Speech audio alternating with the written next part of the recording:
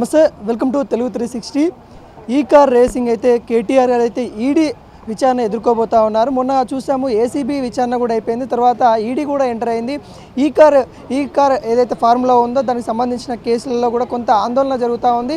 ఒకవైపు BRS government ఉన్నప్పుడు మంత్రి హోదాలో ఉన్న కేటీఆర్ గారు అక్కడ జరిగిన ఏవైతే ట్రాన్సాక్షన్కి సంబంధించిన ఆ రోజున జరగడం వల్ల తన మీద నిందలు వస్తూ ఉన్నాయని, హైదరాబాద్ ప్రపంచ స్థాయిలో మేమే నిలబెట్టామని ఒకవైపు చెప్తా ఉన్నారు. ఇంకొక వైపు చూస్తే కాంగ్రెస్ గవర్నమెంట్ వచ్చిన తర్వాత 46 కోట్ల రూపాయలు అంటే ఈ బీఆర్ఎస్ పార్టీ వాళ్ళు తిన్నారన్నట్టు కూడా ఆరోపణలు వ్యక్తం చేస్తూ ఉన్నారు. లీగల్ అడ్వకేట్ గారు లలితారెడ్డి గారు అయితే ఉన్నారు.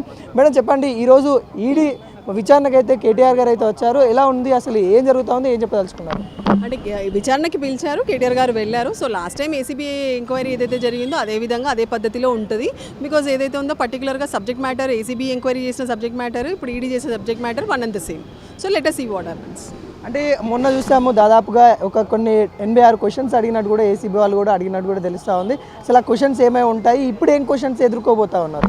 ఫస్ట్ ఆఫ్ ఆల్ 86 క్వశ్చన్లు, 50 క్వశ్చన్లు, 30 ఇదంతా ఫాల్స్. అసలు అలాంటిది ఏమీ లేదు. 86 క్వశ్చన్స్ అలా అడిగామని కూడా ఏసీబీ కానీ ఎవరు కూడా అసలు ఓపెన్గా ప్రెస్ మీట్లో చెప్పడం కానీ అట్లాంటిది ఏమీ లేదు. కేసుకి సంబంధించిన ఏదైతే ఉందో ఆ విషయాలు కొన్ని ప్రశ్నల ద్వారా అడగడం జరిగింది. దానికి సంబంధించినది ఏవైతే ఉన్నాయో కేటీఆర్ గారికి ఏమేమి తెలుసో ఆ విషయాలన్నీ కూడా కేటీఆర్ గారు ఏసీబీకి చెప్పడం జరిగింది. అంటే గత కొద్ది రోజులు కూడా వింటా ఉన్నాము, కేటీఆర్ గారు అరెస్ట్ అయిపోతారు, ఈరోజు అరెస్ట్ అవుతారు, సాయంత్రం అరెస్ట్ అవుతారు, ఈడీ విచారణ జరుగుతుంది, ఏసీబీ విచారణ జరుగుతూ ఉందని కొన్ని వింటూ ఉన్నాం. మరి నిజంగా అరెస్ట్ అయ్యే సూచనలు కనబడతా ఉన్నా, అసలు ఎలా అనిపిస్తాం? అంటే ఇప్పుడు ఇందులో అరెస్ట్ చేయాలనుకునేది పోలీసులు కానీ ఏసీబీ కానీ ఈడీ కాదు. యాక్చువల్గా కాంగ్రెస్ మినిస్టర్లు రేవంత్ రెడ్డి గారు వాళ్ళ కార్యకర్తలు ఏదైతే ఉందో ఈ ఫాల్స్ ప్రాపగండా చేస్తున్నారు. అదేవిధంగా కొంతమంది ఏదైతే ఉందో ఈవెన్ హైయెస్ట్ ఏదైతే మీడియా అనుకుంటున్నామో వాళ్ళు కూడా ఫాల్స్ మిస్ఇన్ఫర్మేషన్ ఏదైతే ఉందో అసలు ఏంటనేది ప్రాపర్ ఎంక్వైరీ చేయకుండా కూడా అట్లాంటి ఫాల్స్ ఇన్ఫర్మేషన్స్ అన్ని బయటికి తీస్తున్నారు. సో అదంతా ఫాల్స్. యాక్చువల్గా ఇప్పటి వరకు అరెస్ట్ చేయాలో చేయొద్దా అసలు ఎలాంటి కన్క్లూజన్కి రాలేదు.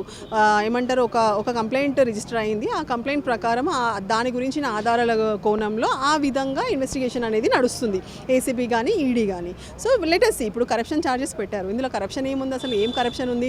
ఓపెన్గా ఏమంటారు అమౌంట్ ఏదైతే ఉందో ట్రాన్స్పరెంట్గా అకౌంట్ ట్రాన్స్ఫర్ అయింది, అక్కడ అడ్మిట్ కూడా చేశారు, yes we receive the money.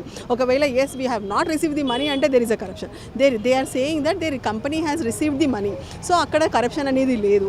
Plus అది కాకుండా ఏదైతే ఉందో cheating, criminal breach of trust, corruption యాక్ట్స్తో పాటు అవి కూడా పెట్టారు, సెక్షన్స్తో పాటు పెట్టారు. అసలు అది ఎక్కడ నుంచి ఉంది, అసలు ఎక్కడ చీటింగ్ అయింది, ఏమైంది, ఏం క్రిమినల్ బ్రీచ్ ఆఫ్ ట్రస్ట్ అయింది? సో అలాంటి అలిగేషన్స్ ఏమీ లేదు. హౌవెవర్ ఒక కంప్లైంట్ రిజిస్టర్ అయింది. సో దాని ప్రకారం అదే కోణంలో ఏసీబీ ఇంకా ఈడీ ఏదైతే ఉందో విచారణ చేస్తున్నారు. ఇందులో మనీ లాండరింగ్ కూడా లేదు. సో యూజువల్లీ ఎలా అంటే మోర్ దెన్ 30 lakhs ఇన్వాల్వ్మెంట్ ఉన్న ఏదైనా కంప్లైంట్ ఉంటే న్యాచురల్లీ ఈడీ ఇన్వాల్వ్ అవుతుంది. సో ఆ విధంగా formality as a formal procedure ప్రకారం ఈడీ ఎంటర్ అవ్వడమే కానీ ఇక్కడ అలా కేటీఆర్ గారు ఏదో చేశారు, అరెస్ట్ చేయబోతున్నారు, ఇప్పుడు అరెస్ట్ చేసేస్తారు, అదంతా ఫాల్స్ ప్రొపగండా. ఇంకోటి కేటీఆర్ గారి మీద వస్తుందా అంటే ఏదైతే 46 crores రూపీస్ ఉన్నాయో నిజంగా ట్రాన్సాక్షన్ జరిగాయా, ఏ విధంగా జరిగాయంటే ఏం చెప్పదలుచుకున్నారు? ఇప్పుడు అవన్నీ కూడా ఫాల్స్ ఇన్ఫర్మేషన్ అండి. దానికి సంబంధించి కేటీఆర్ గారు ఏదైతే ఉందో ఆల్రెడీ ప్రశ్నలు అడిగితే ఆయన చెప్పడం కూడా జరిగింది. సో అదంతా ఏంటంటే ఇంటెన్షనల్లీ తనని ఫాల్స్లీ కేసులో ఇంప్లికేట్ చేయడం అనే ఉద్దేశంతో ఇలాంటి తప్పుడు ప్రచారాలు జరుగుతున్నాయి. అదేవిధంగా ఈరోజు కూడా చూసాం, కొంతమందిని అరెస్ట్ చేశారు, మహిళా కార్యకర్తలను కూడా అరెస్ట్ చేశారు. ఇందాక ఎలా చూస్తారు, ఈ కార్యకర్తలను కూడా ఎందుకు అరెస్ట్ చేయాల్సి వచ్చింది, అసలు ఏం చెప్పదలుచుకున్నారు? అసలు ఢిల్లీలో ఈడీ ఎంక్వైరీకి వెళ్ళినప్పుడే ఎవరిని అరెస్ట్ చేయలేదు. అక్కడ మెయిన్ ఇక్కడ ఈడీ ఆఫీస్ ఉంటే ఈడీ ఆఫీస్ ముందు కనిపిస్తుంటుంది, అందరు ఎంతోమంది వేల మంది కార్యకర్తలు వెళ్ళి నిల్చున్నారు. అసలు అలాంటిది ఏమీ జరగదు. ఇక్కడ ఏంటంటే ఓవర్ యాక్షన్ జరుగుతుంది అంతే. ఇప్పుడు ప్రజాపాలన అన్నారు, ప్రజలు వస్తారు. ఇప్పుడు కొంతమందికి నచ్చుతుంది, కొంతమందికి నచ్చదు, కొంతమంది సపోర్ట్ చేయడానికి వస్తారు. అందరినీ తీసుకుపోయి అసలు ఏమంటారు అట్లా పోలీస్ వ్యాన్లలో ఎక్కించి వాళ్ళని అక్కడ పెట్టాల్సిన అవసరం ఏముంది? ఇప్పుడు మొన్న ఇప్పుడు చూసారు మీరు ఇష్యూ, కౌశిక్ రెడ్డి గారి ఇష్యూ తీసుకోండి. అసలు ఏముందని అనవసరంగా ప్రతి ఎమ్మెల్యే ఎవరైతే ఉన్నారో అందరు లీడర్స్, క్యాడరు అందరు ఇళ్ళ బయట వాళ్ళని హౌస్ అరెస్ట్ చేసుకుంటూ కొన్ని వేల మంది డిప్యూట్ అయ్యారు పోలీస్ వాళ్ళు. అవసరం ఏముంది? పిలిస్తే నేనే వస్తాను కదా అని చెప్పి కూడా సిపి గారికి, ఎవరైతే ఇన్ఛార్జ్ సిపి ఉన్నారో తనకి కౌశిక్ రెడ్డి గారు చెప్పారు. చెప్పిన తర్వాత కూడా వాట్ దే హ్యావ్ డన్, ఇంటెన్షనల్గా వచ్చి నడి రోడ్డు మీద అరెస్ట్ చేసి 100 మంది పోలీసులు ఇక్కడ, మళ్ళీ 100 మంది పోలీసులు కరీంనగర్లో. సో ఇదంతా ఏంటంటే మిస్యూజ్ ఆఫ్ పవర్స్.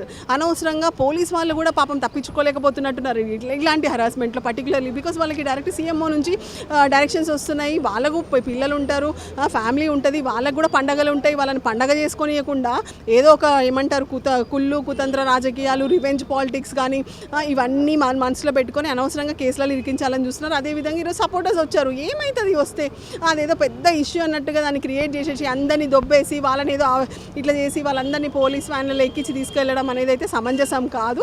అది ఇలాంటి పనులన్నీ ఆపుకోవాలి ప్రభుత్వం. చట్టం ఎవరికి చుట్టం కాదు అన్నట్టు చెప్తా ఉంటారు. మరి ఇది ఎలా చూస్తారు? అసలు న్యాయస్థానం ఏ విధంగా చెప్తా ఉంది? అసలు ఇలా అరెస్ట్ చేయడం కానీ లేకుంటే ఇలా ప్రాపగండాలు సృష్టించడం కానీ ఏం చెప్తా ఉంది న్యాయస్థానం? ఇప్పుడు న్యాయస్థానం ప్రకారం క్లియర్. ఇప్పుడు మీరు అవన్నీ వదిలేస్తే కాన్స్టిట్యూషన్ ప్రకారం కూడా ప్రతి ఒక్కరికి జీవించే హక్కు ఉంటుంది. ఆ జీవించే హక్కులో మన స్వాతంత్రంలోకి మన జీవించే హక్కుని ఏ విధంగా కూడా ఎవ్వరు కూడా వచ్చి ఏమంటారు ఇది చేయకూడదు, డిస్టర్బ్ చేయకూడదు. మన లైఫ్ని మనం పీస్ఫుల్గా బతకాలి, వేరే వాళ్ళ లైఫ్లో ఇంటర్ఫియర్ కావద్దు. దట్ ఈజ్ ఓన్లీ కాన్స్టిట్యూషన్, అంతే కదా. ఆ విధంగా ఇప్పుడు మనకి ఏమంటారు ప్రాథమిక హక్కులతో పాటు బాధ్యతలు, డ్యూటీస్ కూడా ఉన్నాయి మనకి. ఆ డ్యూటీస్ని కూడా ఫాలో కావాలి. అయితే చాలామంది అది ఫాలో కాకుండా ఇది ఏదైతే ఉందో అన్నెసెసరీలీ ఈ విషయాలు అన్నీ ఇదవుతూ స్పెసిఫికల్లీ ప్రస్తుత గవర్నమెంట్ వాళ్ళ మినిస్టర్స్ ఏదైతే ఉందో కంప్లీట్గా మిస్యూజ్ ఆఫ్ పవర్స్ నడుస్తుంది.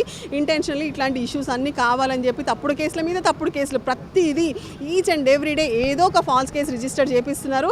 అసలు ఈవెన్ సుప్రీంకోర్టు కూడా చాలా ఖచ్చితంగా బిలో 7 years ఉన్న కేసులలో క్లియర్ డైరెక్షన్స్ ఉన్నాయి, ఎన్నో సైటేషన్స్ ఉన్నాయి. ఈవెన్ ఏమంటారు హానరబుల్ హైకోర్టు కూడా 2003లో ఒక సర్క్యులర్ పాస్ చేసింది. బిలో 7 years ఉన్న అఫెన్సెస్లో you have to follow the procedure, you have to issue notice.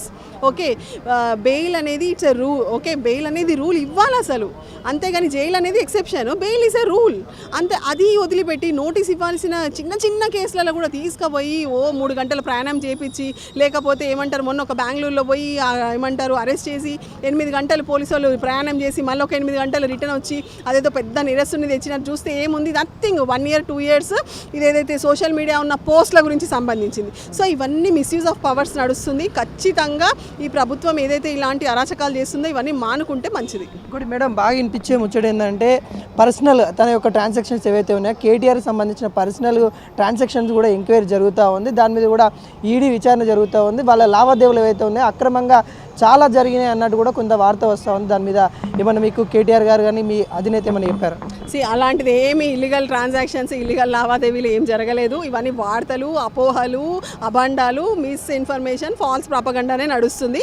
అలాంటిది ఏం జరగలేదు. ఇప్పుడు పోలీసు వాళ్ళకి, ఈడీకి కానీ ఎవరికైనా విచారణ సంస్థలు ఎప్పుడైతే కంప్లైంట్ వచ్చిందో వాళ్ళకి ఉంటాయి, వాళ్ళ ప్రాసెస్ ప్రకారం, వాళ్ళ అధికారం ప్రకారం వాళ్ళు విచారణ చేయొచ్చు. రిలేటెడ్ డాక్యుమెంట్స్ ఏదైతే ఉందో వాళ్ళు కాల్ఫర్ చేయొచ్చు, అవన్నీ సబ్మిట్ చేస్తే వాళ్ళు ఎంక్వైరీ చేయొచ్చు. సో అసలు ఇవన్నీ ఏం ప్రూవ్ కాలేదు. ఇట్ ఈస్ ఓన్లీ ప్రిలిమినరీ స్టేజ్లో ఉంది ఇంకా ఈ ఇష్యూ. సో అది వచ్చి ఒక ప్రాపర్ ఒక కన్క్లూజన్కి వచ్చిన తర్వాతనే కదా ఏదన్నా చెప్పాల్సింది. ఎన్ని గంటలు జరిగే విచారణ జరుగుతుందని అనుకుంటున్నారు? ఏముంటుంది, లాస్ట్ టైం కూడా ఏమీ లేకుండే, అయినా కూడా 7 గంటలు విచారించారు. సో అదే 4 ప్రశ్నలు 40 రకాలుగా అడిగారని కేటీఆర్ గారు చెప్పారు. సో సేమ్ అదే సబ్జెక్ట్ మ్యాటర్కి సంబంధించిందే కాబట్టి maybe we are expecting that maybe evening 5 or 6 అవుతుంది అనుకుంటున్నాను. ఇది ఇక్కడ ఈడీ ఆఫీస్లో కొంత ఆందోళన జరుగుతూ ఉంది. ఇప్పటికే కేటీఆర్ గారు అయితే విచారణకు అయితే హాజరైనట్టు కూడా తెలుస్తూ ఉంది. మార్నింగ్ తన ఇంటికంచెలు ఇక్కడ నుండి వచ్చేసి హాజరయ్యారు. ఈడీ సంబంధించిన ఏ క్వశ్చన్స్ అయినా ఎదుర్కోవడానికి సిద్ధంగా ఉన్నట్టుగా కేటీఆర్ చెప్తున్న సిచ్యువేషన్ అయితే కనబడతా ఉంది. ఇక్కడికి వచ్చిన కార్యకర్తలను కూడా ఇక్కడ పోలీసు బలగాలు అయితే అరెస్ట్ చేస్తున్నారు సిచ్యువేషన్ కూడా కనబడతా ఉంది. ఇక్కడికి ఎవరు కూడా రావద్దన్నట్టు కూడా పోలీసు వాళ్ళు తెలుపుతున్నారు. ఇది పొలిటికల్ డైవర్షన్ విధంగానే ఉందన్నట్టు కూడా ఇంకొక వర్గం చెప్తా ఉంది. అసలు ఏది ఏమైనా కానీ మరి ఈరోజు సాయంత్రం వరకు ఈడీ విచారణలో ఏం తెలియదు అనేది కూడా మనం చూస్తూనే ఉండాలి. ఈ విచారణ సాయంత్రం 5 వరకు అయితే ఉండే ఛాన్స్ అయితే కనబడతా ఉంది. మరి పూర్తిగా వివరాల కోసం అయితే మనం సాయంత్రం 5 దాకా వెయిట్ చేయాల్సి ఉంది. చూస్తూనే ఉండండి తెలుగు 360.